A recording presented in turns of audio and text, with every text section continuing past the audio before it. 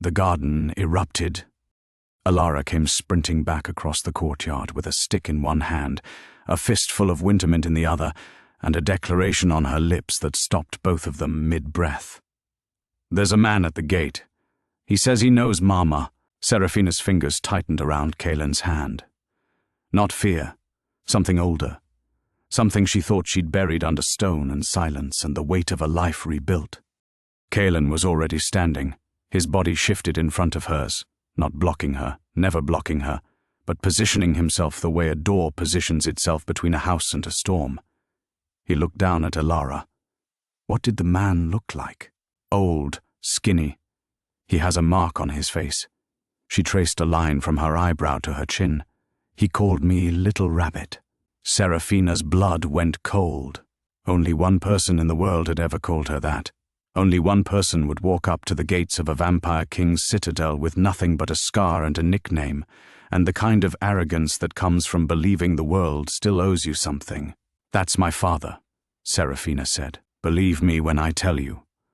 That sentence landed harder than any blade in that courtyard. Kaelin turned to her. No shock on his face. His jaw set tight, his shoulders squared, his eyes reading her the way he always read her, looking for the instruction, not the weakness. "Do you want him inside?" "No." "Do you want him gone?" She paused. Alara was watching her with those wide, unblinking eyes that saw everything and forgave nothing. Serafina had spent 6 years teaching her daughter that courage meant facing what hurt you, not running from it. She couldn't contradict that lesson now. "I want to see what he wants. Then I want him gone." Kaelin nodded once. He dropped to one knee in front of Alara, a vampire king kneeling for a 6-year-old, and he spoke to her in that low, serious voice he reserved for matters of genuine importance. "Stay with Brennan at the kitchen. Eat something sweet. I'll come find you." "Is the man bad?" "I don't know yet. If he's bad, will you make him go away? Your mother will decide that." "I'll make sure it happens." Alara considered this. Then she handed him the stick. "Take this, just in case." He accepted it with the gravity of a man receiving a ceremonial weapon. "Thank you." She ran. Kaelin straightened, the stick still in his hand, and Serafina would have laughed at the image, the vampire king of the northern reaches holding a crooked garden stick presented by a child, but her chest was too tight, and her pulse was doing something ugly and fast, and she needed to move before she thought too hard about what was waiting at the gate. They walked together, through the courtyard, past the Wintermint that had climbed the walls now, thick and fragrant and everywhere, as though the castle itself had decided to wear a different skin, past the guards who straightened as Kaelin passed, their eyes flicking to Serafina, reading the tension in her stride, adjusting their own postures accordingly. This was what the citadel had become in the months since the night everything changed. A place that breathed with the people inside it, a place that paid attention. "Get this." The man standing at the gate looked exactly the way Serafina remembered him, and nothing like what she expected. Thinner.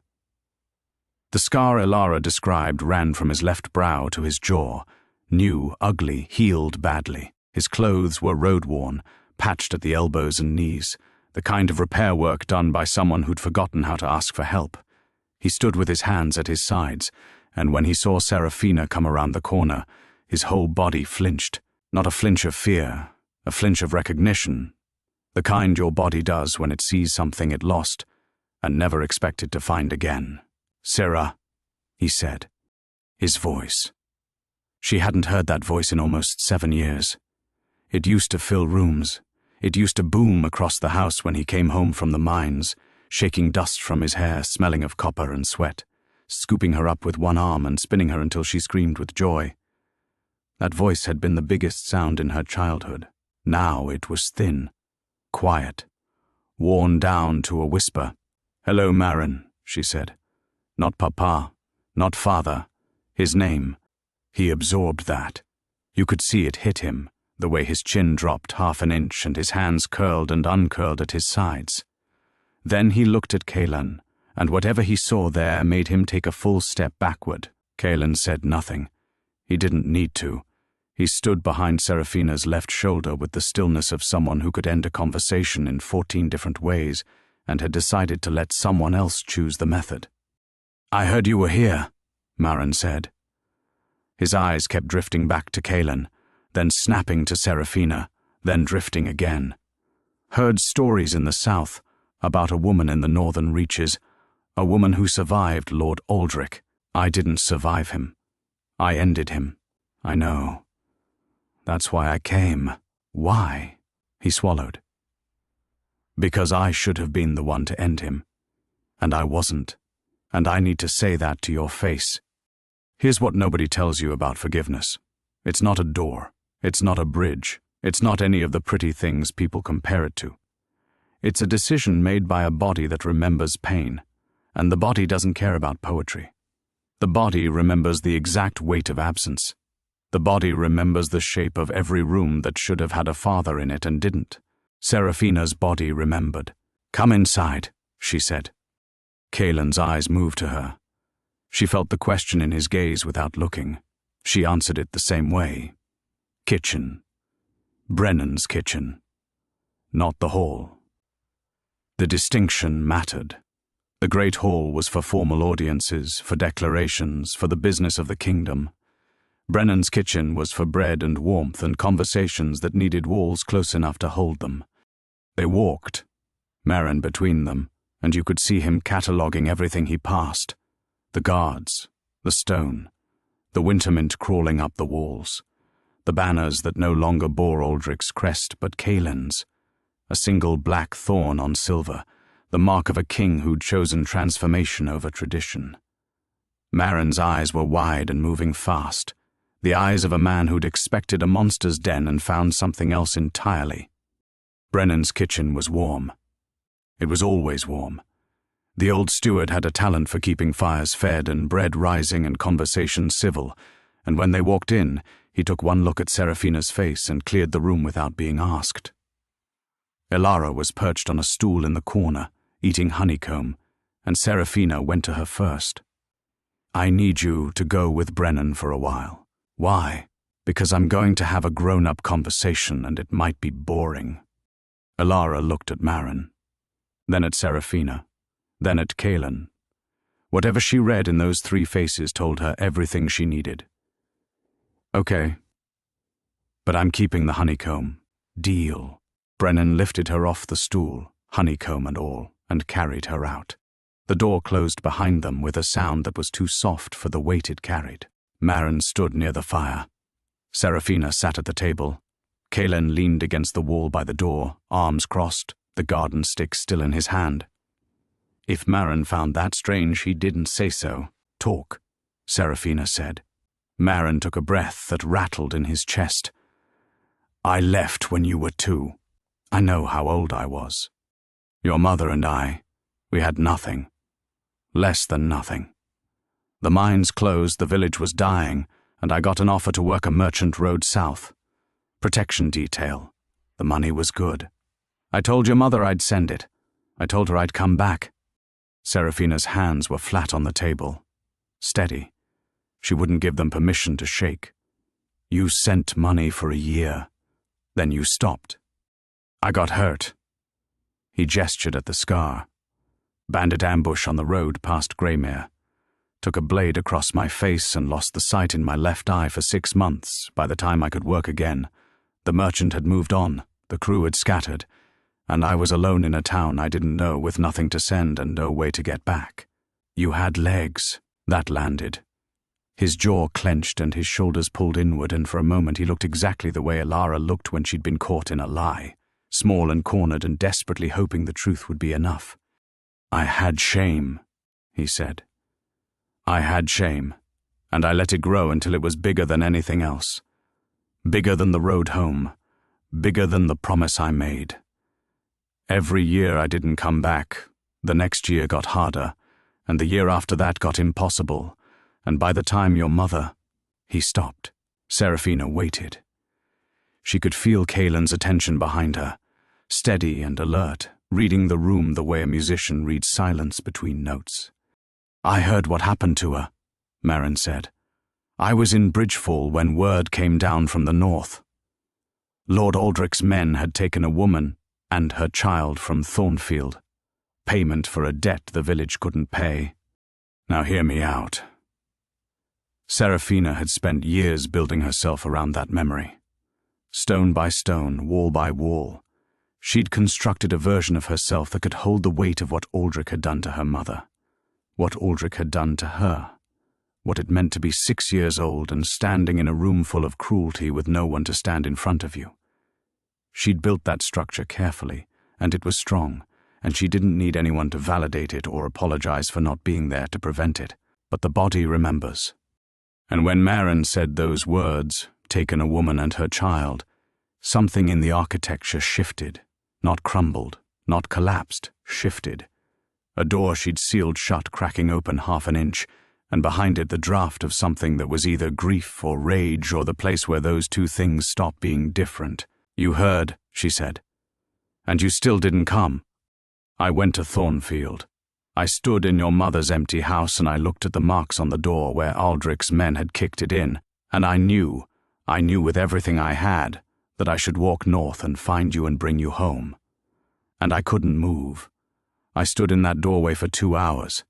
I couldn't make my feet take the first step. Kaelan shifted against the wall. Barely perceptible. Seraphina heard the leather of his coat creak, and knew he was processing this, filing it, preparing responses for whatever she needed. So you left again, Seraphina said. I left again. And my mother died in Aldrich's keep. Yes. And I grew up in his service. Yes.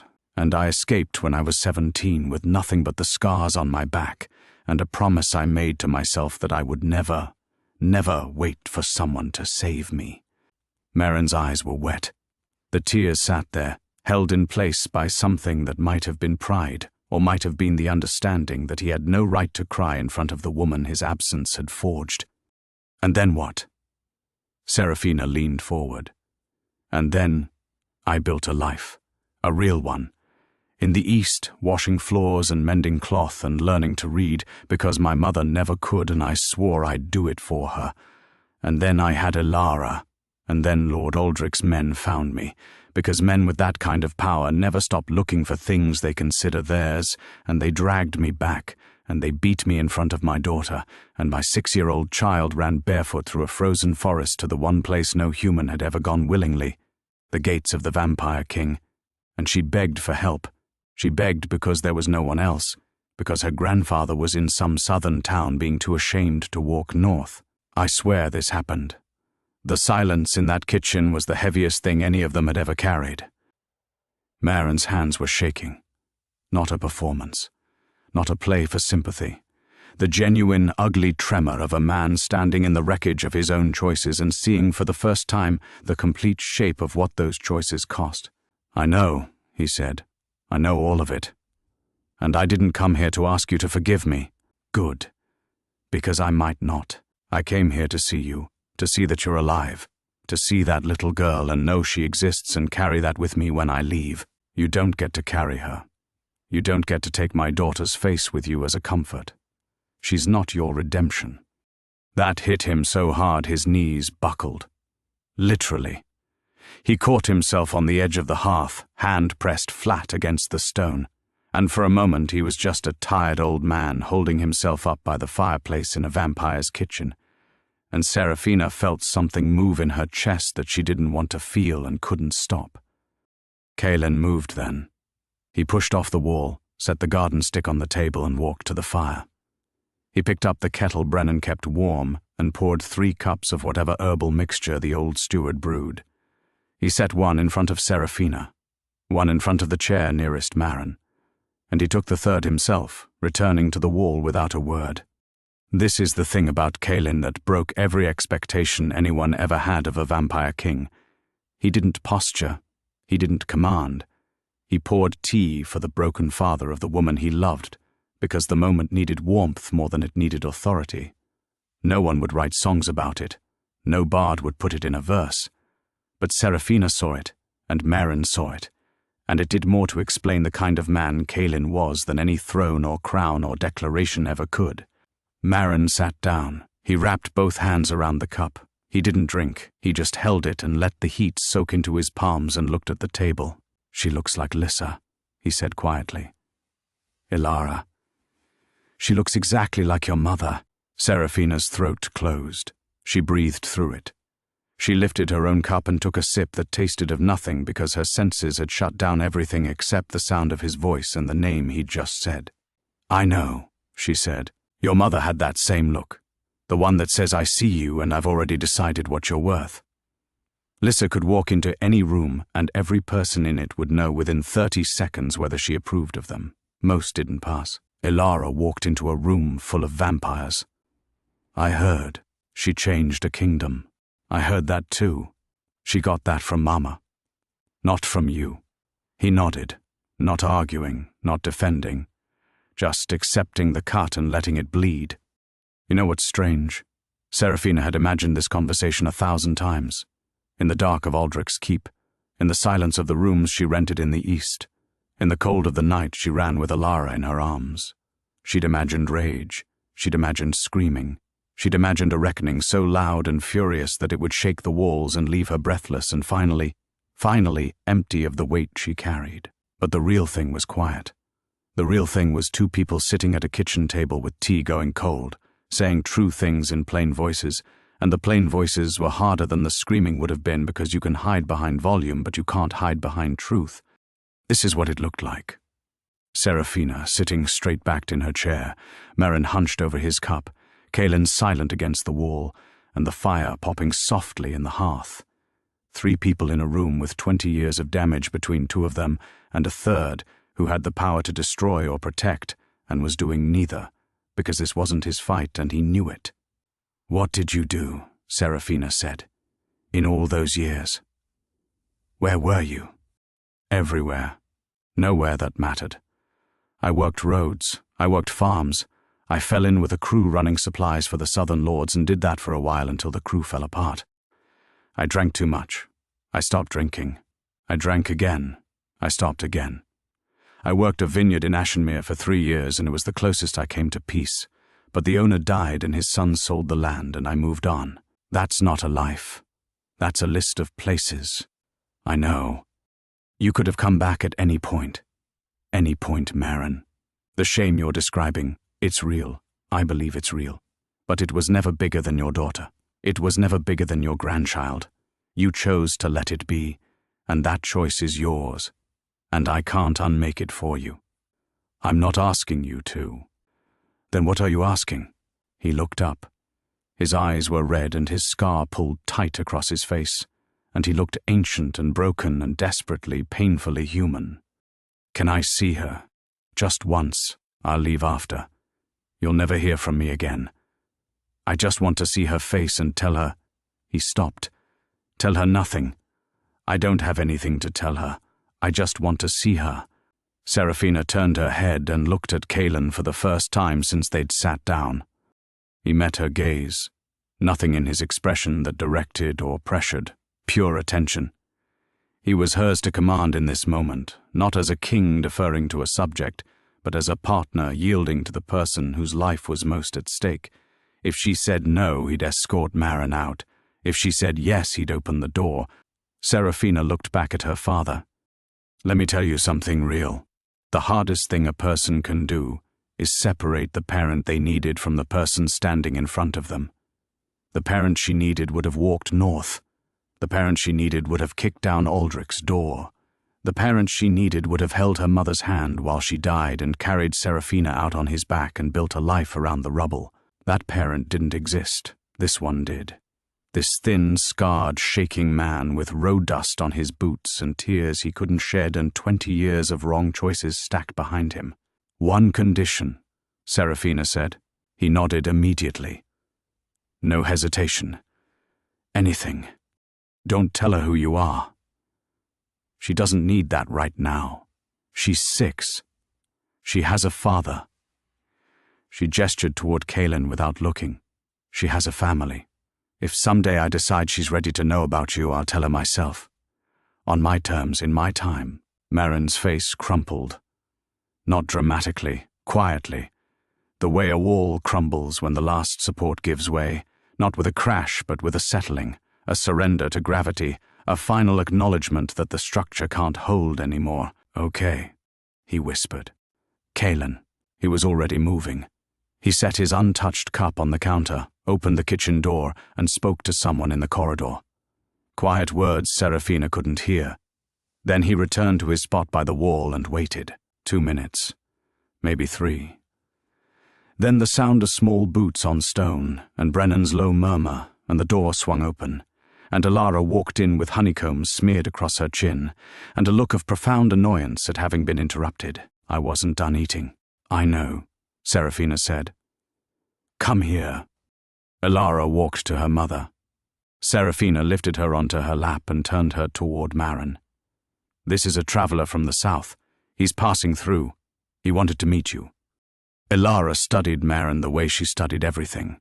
Directly, without embarrassment, with a focus that had made vampires 10 times his size uncomfortable. She took her time. She catalogued the scar, the road-worn clothes, the red eyes, the shaking hands. Then she looked at her mother. "He's sad." "Yes." "Why?" "Because he's been traveling a long time and he's tired." Alara looked back at Maren. She considered him for another long moment. Then she climbed off Serafina's lap, walked across the kitchen, and held out the honeycomb. "You can have some. It helps." And that's the moment, right there. That's the moment that broke everyone in that room who was capable of breaking. A 6-year-old offering honeycomb to a grandfather she didn't know, because she saw sadness and her instinct was to fix it. The same instinct that had sent her running through a frozen forest. The same instinct that had carried her to a vampire's gate. The same instinct that had changed a kingdom. Maren took the honeycomb. His hands were shaking so badly he almost dropped it. He looked at this child, this impossible child who had her grandmother's face and her mother's spine, and a courage that belonged to no one but herself. And he bit into the honeycomb and chewed and nodded and said, "Thank you, little one. My name is Alara." That's a beautiful name. I know. My mama picked it. It means starlight in the old language. Did you know that? I didn't. Now you do. She turned back to Serafina. "Can I go back to Brennan? He's teaching me to braid bread. Go." She went. The door closed behind her, and Maren put his face in his hands and wept. Not loud, not performative. The deep, wrenching, silent sobs of a man meeting the consequence and the miracle of his own bloodline in the same moment. The best thing to come out of the worst thing he'd ever done. Serafina didn't go to him. She didn't touch him. She sat at the table with her hands around her cold tea and let him cry because he'd earned those tears the hard way, and she wouldn't take them from him, but she also wouldn't comfort him for a wound he'd given himself. Kaelin watched them both, still and careful and present. After a full minute he reached into his coat and produced a handkerchief, plain, white, unremarkable, and set it on the table between them. Then he stepped back. Maren took it, wiped his face, folded it and set it down and stood up straight and squared his shoulders and looked at Serafina with the clearest eyes he'd had since he walked through the gate. "She's extraordinary. Yes, you did that. You made that. All of it. Everything good about that child came from you and your mother, and whatever fire burns in your family that I was too weak to carry." Serafina stood up. She walked around the table until she was standing in front of him, close enough to touch, close enough to strike, close enough to do either thing and mean it completely. "I don't forgive you," she said. "I might, someday. I don't know. But I don't hate you, and I want you to hear that, because I think you came here expecting hatred, and I won't give you what you expect. I'll give you what's true." His chin trembled. "That's more than I deserve." "Yes, it is." She stepped back. She looked at Kaelin. "Will you have someone set him up with provisions? Fresh clothes, food for the road, a warm place to sleep tonight." "Done." "One night," she said to Maren. "One night, a meal, and then you go. And you do something with whatever's left of your life. You find that vineyard or another one. You stop running. You build something, even if it's small, even if no one sees it. You build something and you stay in one place long enough for it to matter. And if you do that, if you prove you can stay, then maybe someday I'll write to you. Maybe someday Alara will know your name. And listen close. That's not forgiveness. That's not absolution. That's something harder and rarer and more costly than either. That's a woman who was abandoned, who was beaten, who was taken and caged and had every reason to salt the earth behind her, choosing instead to leave one door unlocked. Not open, unlocked. The difference matters. Open means welcome. Unlocked means possible. And possible is sometimes the bravest thing a person can offer. Maren nodded. He couldn't speak. He walked to the door and Kylen moved aside to let him pass, and as Maren crossed the threshold he stopped and turned back. "The man who answered when my granddaughter knocked," he said, looking at Kylen. "Was that you?" "Yes. You went to save her mother, a stranger, a human. You brought down a lord for a child's request." Kylen's expression didn't change. "I answered the door. Everything after that was your daughter's doing." Maren looked at him for a long moment. Then he looked at Serafina. Then he turned and walked into the corridor, and a guard fell into step beside him, and his footsteps faded until the kitchen held only 2 people and the pop of the fire and the scent of wintermint and bread. Serafina sat down hard. Her legs gave out the way legs do, and the thing holding you up was adrenaline, and the adrenaline decides it's done. She put her elbows on the table and her head in her hands, and she breathed, just breathed. Because sometimes breathing is the only act of courage available, and it's enough. Kylen sat down across from her. Not next to her. Across. Giving her the dignity of space while staying close enough that she could reach him if she chose to. "You don't have to be strong right now," he said. "I know. You were extraordinary in there." She lifted her head. Her eyes were dry. She'd done her crying years ago, spent it all in Aldrich's Keep and on the road and in the small room she rented when Alara was a baby, and there was none left for this. I was honest. That's different. It's harder. Yes. He reached across the table and laid his hand palm up. An offer. She looked at it, the hand that had torn Aldrich from his throne, the hand that had carried Alara through the snow, the hand that held hers on the balcony when the kingdom decided to change. She put her hand in his, and his fingers closed around hers, warm and solid, and she held on. "He might come back," Kylen said. "Maybe. He might not. Maybe. Either way, you gave him something he'll carry. And you kept something for yourself. Both of those things were right." She squeezed his hand. "When did you get wise?" "I've had 400 years. I was bound to stumble into wisdom eventually." A laugh broke out of her. Real. Unexpected. The kind that comes after the storm breaks and the air clears and you realize you're still standing and the standing itself is a kind of victory. Kylen's mouth curved, and it was different from the careful diplomatic expression he'd worn as a king. This was private. This was the face he only made for her, and it meant more than any crown or decree.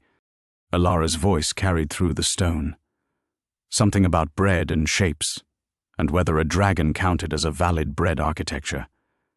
Brennan's low rumble answered her, patient and warm, and the kitchen filled with the sound of a household that was alive and messy and imperfect and real. "Here's the thing I need you to understand about this story. It would be easy to end it with the battle, with Aldrich falling, with the kingdom bowing. That's the part that makes a legend. That's the part bards sing and children reenact in courtyards and old soldiers retell over drinks until the details blur into myth. But legends don't end at the battle. Legends end at the living. The part after the fire goes out. The part where you sweep the ashes and rebuild the hearth and sit at the table with tea you don't drink and have the conversations that no song can hold. The part where a broken man shows up at your gate and you choose, with full knowledge of what he cost you, to let him see the beautiful thing you built without him. That's where the legend lives, not in the steel. In the staying. Kylen stood up. He picked up the garden stick Alara had given him and held it for a moment, looking at it with an expression that might have been wonder, might have been gratitude, might have been the simple recognition that the most powerful weapon he'd ever been given was a crooked branch from a 6-year-old who decided he was worth trusting. "I'm going to go supervise the bread dragon," he said.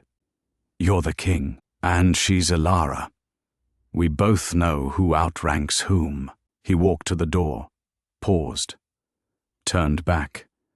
Seraphina was still sitting at the table, her hand flat on the wood where his had been, and the firelight caught the side of her face, and for one breath neither of them moved. "Seraphina, yes? The door you left unlocked for him. That took more strength than anything I've done in 4 centuries. She met his gaze. Steady, clear, unbowed. "I know." He went to find their daughter, and Seraphina sat alone in the kitchen for exactly 30 seconds, counting them, giving herself that, and then she stood up, straightened her back, pushed her chair in, and walked out into the corridor, and the Wintermint brushed her ankles as she passed, and the castle hummed around her with the sound of a kingdom that had learned, through blood and fire and a child's impossible bravery, that the strongest thing you could do was open a door when everything in you said to keep it shut. Maren left the next morning. Seraphina didn't go to the gate. She stood at the window of the room she shared with Kaelan and watched him walk down the mountain road with a new pack on his back and boots that fit, and a direction that for the first time in 20 years looked forward instead of away.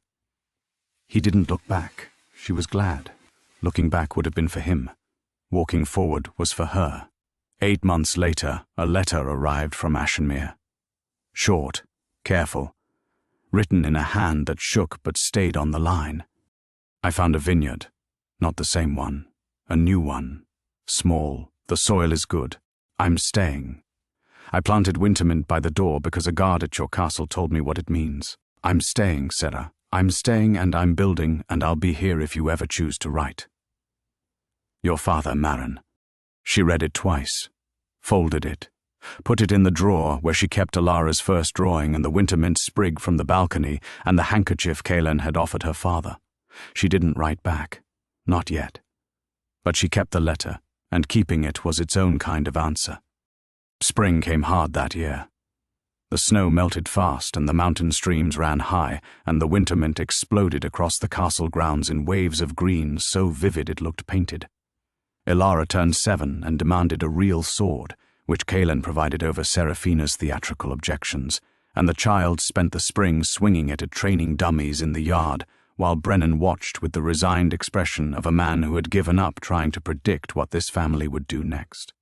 The kingdom grew, not fast, not recklessly, but steadily the way Wintermint grows, finding the cracks, filling them, pushing through stone with patience and an obstinacy that no amount of resistance could stop. Vampires and humans worked the same land now, not without tension, not without the occasional flare of old prejudice or the stubborn grip of old fear. But the structures Kaelan and Seraphina built, the councils, the shared markets, the schools where vampire children and human children sat in the same rooms and learned the same lessons, those structures held. They held because they were built on something sturdier than law. They were built on the memory of a night when a child ran through the snow and a king opened his door, and everything that followed proved that the distance between monster and savior was nothing but a choice. And here's where the story earns its name. Years later, many years, after Elara had grown into exactly the terrifying woman her parents predicted, after she'd taken her place on the council and spoken with a voice that carried her grandmother's fire and her mother's precision and a fearlessness that was entirely, unmistakably her own, a bard passed through the northern reaches collecting stories. He sat in the tavern at the base of the mountain and asked the old-timers to tell him something worth singing about. They told him about the night the vampire king answered the door, but that's not the part that made him put down his drink. They told him about the morning after, about a woman sitting at a kitchen table with the father who'd abandoned her, choosing truth over rage, about a child offering honeycomb to a stranger because she saw sadness and couldn't walk past it, about a letter from a vineyard and a door left unlocked, and the kind of courage that doesn't swing a sword or storm a castle but simply, impossibly stays. The bard wrote it down, every word, and when he left the northern reaches, he carried the story south, and it spread the way all true stories spread, not through force, but through recognition, the quiet shock of hearing something you've always known but never had the words for. They called it the legend of the Wintermint throne, not for the battles, not for the blood, for the growing, for the green, stubborn thing that pushed through stone and filled every crack it found, and refused, no matter what, to stop reaching for the light. Seraphina heard the songs eventually. She was sitting on the balcony with Kaelin, watching Ilara train in the yard below, and a traveling musician played the ballad in the courtyard, and the words drifted up through the warm spring air, and she listened to the story of her own life, sung back to her by someone who'd never met her. "They got some of it wrong," she said. "They always do. They said I was fearless. You were. I was terrified, every moment, from the second Aldrich's men came until right now." "Courage doesn't mean you're not afraid, Kaelin. It means you're afraid and you do it anyway." He looked at her. The vampire king of the northern reaches, 400 years old, remade by a child's knock and a woman's refusal to bend. He looked at her and said the truest thing he'd ever spoken. "I know. That's why the story matters." Below them, Ilara swung her sword and hit the training dummy square in the chest, and let out a victory shout that scattered birds from the battlements. And the Wintermint grew between the cracks in the stone, and the kingdom breathed, and the legend was alive, and it would stay alive as long as there were people brave enough to knock on doors they were told never to open. If this story broke something loose in you, hit subscribe and ring that bell, because next week I'm bringing you something that'll keep you up at night. Drop your favorite moment in the comments. Share this with someone who needs to hear that it's never too late to leave a door unlocked.